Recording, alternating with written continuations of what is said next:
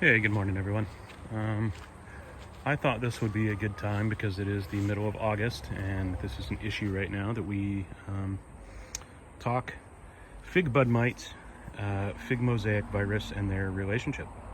And there's not a ton of great peer-reviewed science out there on this subject, at least that I can find on the internet. But what I have been able to gather from both reading and my own experience, I figured I would share with you all, and hopefully it helps someone. And who knows, maybe someone knows more than I, and they like to chime in and fill in some gaps. But yeah, I think going over some of this stuff might be helpful for folks. So, fig mosaic virus, present in almost all of the scion that is traded around the U.S. and likely around the world these days. Not really something you can prevent, as a young tree. But it's a young tree issue from what I mainly understand and from what I've experienced. So here's the younger tree. This is 2 years old. You can see, never mind this white powder. We'll talk about that later. That is a wettable sulfur that's on here right now. But you can see the splotchy leaves, and that's the fig mosaic virus running rampant in this plant right now. And it is the result of the fig bud mite spreading that. When I first planted this tree, it did not have FMV, but the fig bud mite did feast on this plant, and now it has FMV. As this tree gets older, like my other older trees, it grows right out of it. What you can do for FMV really is just feed the heck out of them, make sure they're, adequately irrigated and fed, and they will grow out of fig mosaic virus, and it's not a huge issue. What is a bigger issue is during the season, the fig bud mite, which is, Acaria ficus, I believe is the Latin name, will start to feed on your plant.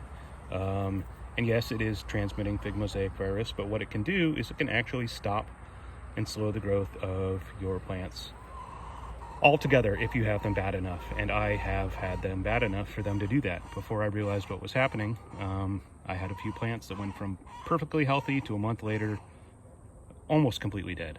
And that's when I started this journey of trying to figure out what was going on. So yeah, if you look down here and you see those dots, those are where the fig bud mite, which is microscopic, you need a loop to look at them, pierces the underside of the leaf and inhibits the leaf's ability to create chlorophyll right there. So if we look around, we can see more dots. Even though there's a bunch of sulfur on here, you can see those dots on there. So you can really see the difference. That's fig bud mite damage. That's a leaf with fig mosaic virus. So what can you do about it? As you see, my tree right here is covered in all of this sulfur powder. It is a wettable sulfur. It's an organic method. I use 1 tablespoon per gallon with a drop of dish soap as a spreader, and really focus on the bud sites, as that is where the fig bud mite lives. And from what I have noticed is that after spraying, usually within a couple of weeks, you start to see some new growth. And if we take a look right here, this growth right here is healthy, and I don't see any damage on that leaf. We'll go take a look over here. So I sprayed when probably, one of these leaves was emerging. Here are new leaves emerging now, and there is no fig bud mite damage. Now, had I not done that, this could have completely stunted, maybe stopped growing. If it did grow out the leaves, they can be distorted, completely splotchy, and yeah, like I say, if it's just a few, it's not a big issue, but if it's a bunch, it absolutely will stunt the growth of your tree for the summer. And if it's bad enough, it absolutely can kill the tree. Some of the other methods that folks use, horticultural oils like neem oil, dormant oils, different miticides can work. I know that Nukem and Captain Jack's Dead Bug are also recommended.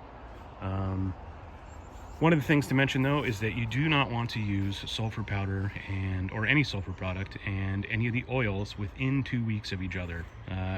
a couple years back in my greenhouse when I was growing some peppers over winter, I made the mistake of, I thought, hey, let me mix the neem oil and this sulfur powder together, and I'm going to make a really powerful, really powerful spray to knock down some mites these were spider mites in my greenhouse, not fig bud mites.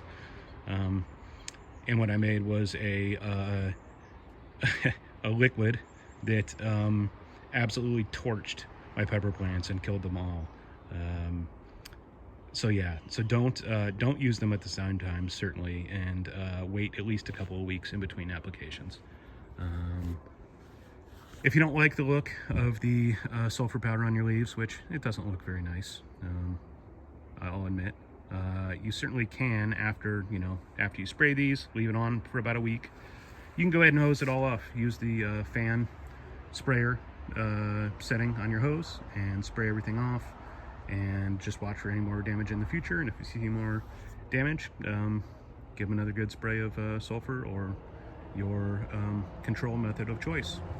So anyways, I hope this was helpful. If you have any questions or anything to add or anything to correct me on, certainly feel free to leave some comments down below, and we will talk to you all later. All right, have a great rest of your summer, everyone, and enjoy growing your tasty figs. All right, we'll talk to you later. Peace.